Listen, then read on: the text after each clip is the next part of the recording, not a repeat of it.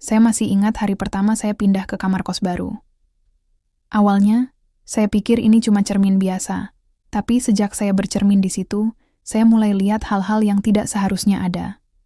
Cermin besar, tua, dengan ukiran-ukiran seperti dari zaman Belanda, membuat saya merasa aneh.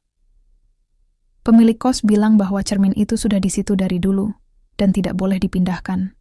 Saya nurut, walau dalam hati saya berpikir bahwa cermin itu serem.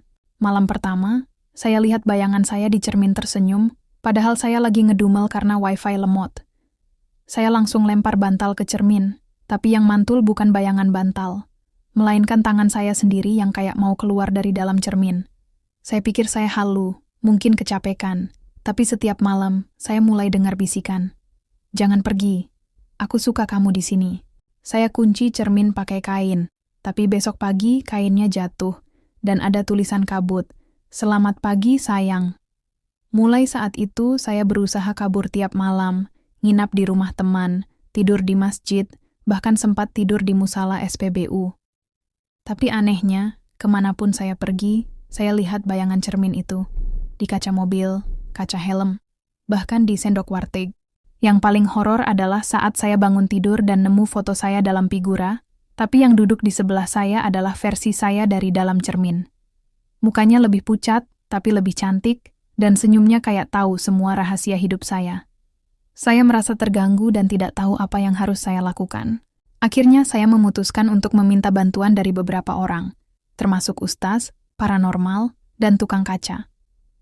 Ustaz membaca doa, tapi cermin malah tertawa. Paranormal menyuruh saya nikahin cerminnya, yang membuat saya merasa tidak percaya. Tukang kaca hanya bilang bahwa saya kayaknya stres. Saya memutuskan untuk melakukan satu hal yang paling waras, yaitu kembali ke kos dan pindah ke kontrakan yang tidak punya cermin. Tapi, kamu tahu apa? Sekarang tiap malam, HP saya nyala sendiri, dan kamera depannya rekam saya sambil tidur. Saya merasa takut dan tidak tahu apa yang harus saya lakukan. Kadang, yang paling menyeramkan bukan hantu, tapi refleksi dari diri kita sendiri, apalagi kalau mukanya lebih cakep. Saya masih belum tahu apa yang akan terjadi selanjutnya, tapi saya tahu bahwa saya harus berhati-hati dan tidak membiarkan cermin itu menguasai saya. Saya harus mencari cara untuk menghentikan semua ini dan kembali hidup normal. Tapi, sampai saat ini, saya masih belum tahu apa yang harus saya lakukan. Kalau kamu suka dengan video ini, jangan lupa untuk like, komen, dan subrek. Terima kasih.